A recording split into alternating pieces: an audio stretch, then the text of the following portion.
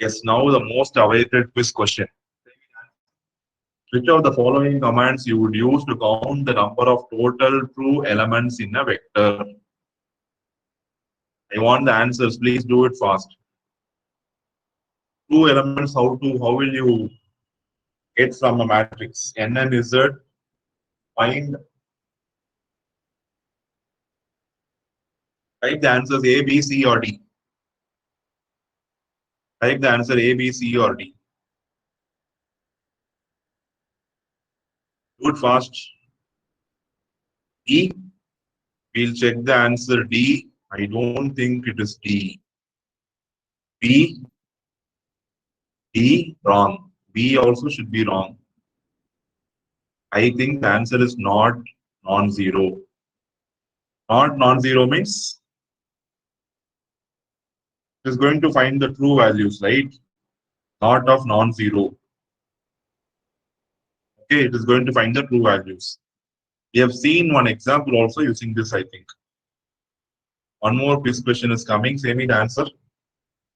So you have a vector V, and I am giving the condition and finding V. So what will be the data type of X? V is the vector, and I am finding from V, I am finding which all elements are greater than 75 or less than 25. So what will be the data type of V? Either it will be double or logical. And it is 1 by 6 or 1 by 5 or 1 by 5. So what will be the answer?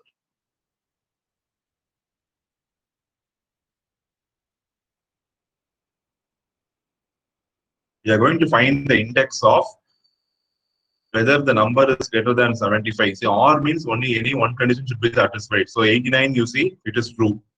For 12, you see, 12 is greater than 75, false. 12 is less than 25, true. So second also true. For 77, true. For 43, it is false. For 1, it is true. For 99, it is true. So 1 by 6 or 1 by 5. We'll check the answer. I have got the answer as A, B, and D. We'll see 1 by 1. So I think it is 1 by, we'll start with A. It is 1 by 5 double. Because one element is not satisfying, so that is ignored. So remaining one will be considered. So whoever told the answer A is correct. Yes. Summary. So we have seen all the elements or any of the elements are true, I'll be using any command. All the elements are true, I'll be using the all command. How many elements are true, I'll be using the not of non-zero command. To find the index, I'll be using the find command.